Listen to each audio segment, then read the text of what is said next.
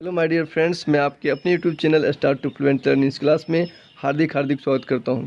दोस्त, आज का क्लास उन साथियों के लिए है जो जो बिहार बोर्ड से क्लास 10th में पढ़ते हैं, तथा मैं बता दूं कि जो इंग्लिश को जानने की इच्छा रखते हैं और समझने की इच्छा रखते हैं, उन विद्यार्थियों के लिए ये स्टैंडर्ड क्लास होने वाला है। क्योंकि इस क्लास में दोस्त हम बताएंगे कि आपको इंग्लिश का जब हिंदी करेंगे तो उसके उपरांत जो है आपको बहुत सारे इसमें कठिन वर्ड हैं जो कि आपको याद हो जाएंगे एकदम चलते चलते। जैसे जैसे हम इसका ट्रांसलेट करते जाएंगे वैसे वैसे आपको याद होते चले जाएगा। होता क्या है कि अगर हम डिक्शनरी से याद करें, अगर वर्ड को अलग अलग से याद करें तो वो याद रहती भी है और फिर भूल भी जाते हैं। लेकिन अगर हम कहानी के द्वारा याद करें, कहानी के द्वारा समझें तो याद बहुत दिन तक चलती है। चलिए चलते हैं क्लास की ओर। तो क्लास का नाम है द पेस फॉर लिविंग। इसका हिंदी होता है जीने की गति। बहुत ही अच्छे ढंग से रचना किए हैं जिनका नाम है आर.सी. हचिंसन, और इनका पूरा नाम होता है रे क्रियोटन हचिंसन। ये 23 जनवरी 1907 को जन्म लिए थे और 3 जुलाई 1975 को इनका मृत्यु हो गया था। दोस्त, हमको ये याद रखना पड़ेगा क्योंकि अगर हमको ऑब्जेक्टिव में ये प्रश्न चले आते हैं तो इसके लिए बहुत ये ज़रूरी है। आगे चलते हैं। तो आगे जो है हम इसके पहले हिंदी को देख लेते हैं, फिर इसके ए जो फर्स्ट पार्ट है क्वेश्चन आंसर का उसका हल करेंगे। तो इसमें सबसे पहले दिया गया है आर.सी. हचिंसन जी के बारे में। कहा जा रहा है कि RC. Hutchinson A British novelist exhibits an exceptional, अर्थात हम करते चले जहाँ जहाँ हम टिक लगाएंगे उसका आप जो है प्रोनाउंसिएशन भी हम बोलेंगे, उसका हिंदी भी बोलेंगे, तो आप जो है लिखते चले जाएंगे। चलिए, तो इसका जो है जहाँ जहाँ पे हम टिक लगा रहे हैं उसको जो है आप अपने कॉपी में नोटबुक करते जाएंगे, उसका हिंदी भी लिखते जाएंगे। तो ये आर.सी. हचिंसन ए ब्रिटिश नोवेलिस्ट, ब्रिटिश नोवेलिस्ट का मतलब होता है अंग्रेजी उपन्यासकार। एग्जिबिट्स का मतलब होता है प्रकट करना। एक्सेप्शनल, इसको पढ़ते हैं एक्सेप्शनल। एक्सेप्शनल का मतलब होता है विशेष या फिर अपवाद स्वरूप। फ्लेयर का मतलब होता है स्वभाव, प्रवृत्ति या गुण। टचिंग का मतलब होता है छूना। सेंसिटिव का मतलब होता है संवेदनशील, इसको हम पढ़ेंगे दोस्त सेंसिटिव। इश्यूज का मतलब होता है मुद्दा। और कंटेम्प्रोरी का मतलब होता है समकालीन। CONTEMPORARY, इसको पढ़ते हैं कंटेम्प्रोरी। सोसाइटी का मतलब होता है समाज। चलिए, तो इसका ये यहाँ तक जो है ये आपका एक सेंटेंस यहाँ तक हो रहा है, और इसको भी हम हिंदी अनुवाद करेंगे तो आप याद रखेंगे। यहाँ कोमा है, यहाँ थोड़ा सा विराम लेंगे। आर.सी. हचिंसन ए ब्रिटिश नोवेलिस्ट, अर्थात आर.सी. हचिंसन एक ब्रिटिश मतलब अंग्रेजी उपन्यासकार थे। एग्जिबिट्स अर्थात प्रकट करना होता है, तो इसका तो हमने बता दिया है, एक बार इसका हिंदी अनुवाद कर लें। आर.सी. हचिंसन एक अंग्रेजी उपन्यासकार थे। Exhibits an exceptional flare for touching the sensitive issues of the contemporary society, अर्थात उनके अंदर जो एक विशेष प्रकार का गुण था, उनके अंदर फ्लेयर मतलब स्वभाव था, उनके अंदर विशेष प्रकार का गुण था कि वे समकालीन समाज के संवेदनशील मुद्दों को अपनी रचनाओं के द्वारा छू लेते थे। छूना, टचिंग का मतलब होता है छूना। सेंसिटिव इश्यू मतलब संवेदनशील मुद्दा की उस समय जो बातें घटती थी समाज में उसको वो अपनी रचना के द्वारा छू लेते थे। तो इसमें हम आगे देखेंगे वो किस प्रकार के मुद्दा को छू लेते थे। इसमें आगे है with all its contradictions and paradoxes. Contradictions का मतलब होता है विरोधाभास, और पैराडॉक्सेज का मतलब होता है दोस्त अंतर विरोध। ये जो है बता रहे हैं with all its contradiction and paradoxes, वे मतलब कि विभिन्न प्रकार के अंतर विरोध और विरोधाभास को ध्यान में रख कर के वे रचना करते थे। अर्थात अंतर विरोध और विरोधाभास का भी उनको सामना करना पड़ता था।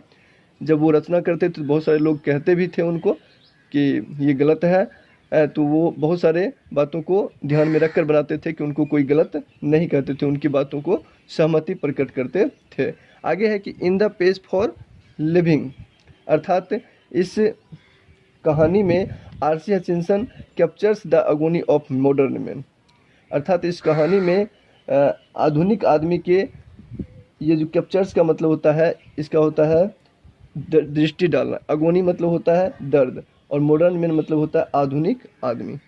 द पेज फॉर लिविंग, इस कहानी में आरसी हचिंसन आधुनिक आदमी के दर्द पर दृष्टि डालते हैं। He brings out how the fast, he brings out मतलब होता है बाहर निकलना। कैप्चर्स, ये तो बता दिए थे। ब्रिंग्स आउट मूवमेंट मतलब होता है गति, यानी कि he brings out how the fast movement of man, things and objects,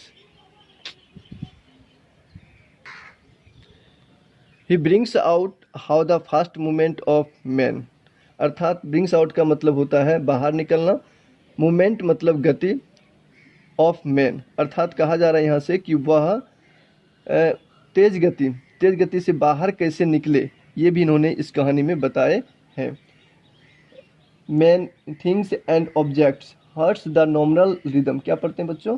things, और इसको क्या पढ़ते हैं? नॉर्मल। ऑब्जेक्ट्स, थिंग्स मतलब होता है चीज़ें, ऑब्जेक्ट्स मतलब होता है वस्तु, और नॉर्मल मतलब होता है साधारण, और रिदम का मतलब होता है लय, और एग्जर्ट्स का मतलब होता है खींचना, अनड्यू का मतलब होता है अनड्यू, और सम्यक और प्रेशर का मतलब होता है दबाव। बहुत सारे कठिन शब्द हैं, तो इसको आप लिख लेंगे जिससे कि आपको हिंदी का अनुवाद करने में दिक्कत ना हो। थिंग्स एंड ऑब्जेक्ट्स अर्थात चीज़ें और वस्तु की जो गति है, चीज़ें और वस्तु की जो गति है वह नॉर्मल रिदम मतलब साधारण लय से जीने वाले शांत जीवन से जीने वाले व्यक्तियों पर असम्यक दबाव डालते हैं। असम्यक मतलब कि जो समय से दबाव होना चाहिए वो समय से नहीं होकर के, मतलब कि जो चीज़ें की गति है वो असम्यक दबाव डालते हैं, यानी कि समय से पहले ही उस पर ये प्रेशर व्यक्तियों पर और बच्चों पर देखने को मिलता है। मैन, वोमेन एंड चिल्ड्रन अर्थात बच्चे, औरत और व्यक्तियों औरत और बच्चों के जीवन पर असम्यक दबाव डालते हैं। क्या चीज़? तो चीज़ें और वस्तुओं की गति। तो इस प्रकार की बातें आरसी हचिंसन जी इस कहानी में बताने वाले हैं, और ये रही आपकी आरसी हचिंसन जी के बारे में शॉर्ट इंट्रोडक्शन। और आगे जो है हम लोग अभी पार्ट ए का जो है क्वेश्चन आंसर करने वाले हैं। तो इस पार्ट में जो है, तो अगला पार्ट में पार्ट ए को मतलब कहा जा रहा है यहाँ से कि work in A small groups and do the following, अर्थात आपको कुछ समूहों में मतलब कुछ छोटे समूह में आपको नीचे दिए गए प्रश्न का जवाब जो है मांगना है, लेना है, और उसका आंसर जो है आपको ये बांटना है। इस प्रकार से मतलब कि ये आंसर होना चाहिए जो समूह के द्वारा होना चाहिए। तो ये कहा जा रहा है यहाँ पे कि टॉक टू योर फ्रेंड्स, मतलब कि अपने दोस्तों में के साथ एंड सीक देयर ओपिनियन, अपने दोस्तों का विचार लें, ऑन द लाइफ स्टाइल, जीवन शैली के बारे में, द मॉडर्न यूथ, आज के आधुनिक युवा के, आस्क देम, और उनसे पूछें। सबसे पहला क्वेश्चन है कि do you find the leisurely और फास्ट, अर्थात आज का जो जीवन है वो क्या है, लेजरली है या फास्ट है, तेज है या फिर आरामदेह है। तो दोस्त कहा जाए तो ये अब आज का जो जीवन है ना तो तेज है और ना ही फास्ट है, ये बहुत ही फास्ट है। फास्ट भी नहीं कहा जाए इसको, तो बहुत ही फास्ट कहा जाए, क्योंकि आज जो हम लोग देख रहे हैं तो बहुत तेज़ी से लोग आगे बढ़ना चाहते हैं, हायर टू हायर आगे जाना चाहते हैं, ऊंचे से ऊंचे लोग जाना चाहते हैं, और जिसके कारण जो है उसका माइंड जो है शांत नहीं रह पाता है, और माइंड शांत नहीं रह पाने के कारण दोस्त होता क्या है कि उसका जीवन जो है लेजरली नहीं हो सकता है। और फास्ट कहा जाए तो फास्ट तो नहीं, फास्ट से भी ज़्यादा फास्ट, इसलिए हमने इसमें आंसर में बताया इस प्रकार से कि, तो इसका मैंने आंसर इस प्रकार से लिखा है कि I talk to my friends and shout their opinion, मैं जो है अपने दोस्तों से विचार लिया, मैं अपने दोस्तों से जाकर विचार लिया ऑन द लाइफ स्टाइल, आज की जीवन शैली पर, ऑफ द मॉडर्न यूथ मतलब कि आधुनिक युवा के आज की जीवन शैली पर मैंने अपने दोस्तों से जाकर के विचार लिया। Most of my friends say that, most of my friends say that, अधिक से अधिक मेरे जो दोस्त थे से दैट कहे कि life is not leisurely, life is not मतलब कि आज का जो जीवन है वो आरामदेह नहीं है और फास्ट, ना तो आरामदेह है और ना तो फास्ट है। Life has become very fast, आज का जो जीवन है बहुत ही ज़्यादा तेज़ है। All want to go ahead, because ये बात है कि सभी लोग आगे से आगे बढ़ना चाहते हैं। All want to go higher and higher, और ऊंचे से ऊंचे तक जाना चाहते हैं। For this they have to labour hard, और इसके लिए वे काफ़ी मेहनत करते हैं। No one has go time to enjoy, कोई भी जो है अपने जीवन का, अपने समय का आनंद नहीं ले पाते हैं। दिस लाइफ, अपने मतलब कि इस लाइफ का जो है आनंद जो होना चाहिए वो नहीं ले पाते हैं। He has no mental peace at all, वह अपने मानसिक स्थिति से भी शांत नहीं रह पाते हैं। इसलिए इस प्रकार से कहा गया है कि आज का जो लाइफ स्टाइल है वो आरामदेह तो नहीं है, बहुत ही तेज़ है। चलिए अगला क्वेश्चन में हम लोग आगे चलते हैं। तो आगे का क्वेश्चन कह रहा है कि are you satisfied with what you see today, satisfied with what you see today, अर्थात क्या आप संतुष्ट हैं आज को देख करके, क्या आप संतुष्ट हैं, ये क्वेश्चन कहा जा रहा है। तो आप क्वेश्चन को समझ चुके हैं। तो क्वेश्चन जो कह रहा है उसी के हिसाब से आंसर है कि आई एम नॉट सेटिस्फाइड, अर्थात मैं संतुष्ट नहीं हूँ। Because everybody is running in crowd for more and more, अर्थात प्रत्येक व्यक्ति जो है अधिक से अधिक पाने के लिए भीड़ में दौड़ रहे हैं। But nobody cares for the others, लेकिन कोई भी व्यक्ति जो है दूसरे की ध्यान नहीं रख पा रहे हैं। इसलिए आज को देख करके हम संतुष्ट नहीं हैं।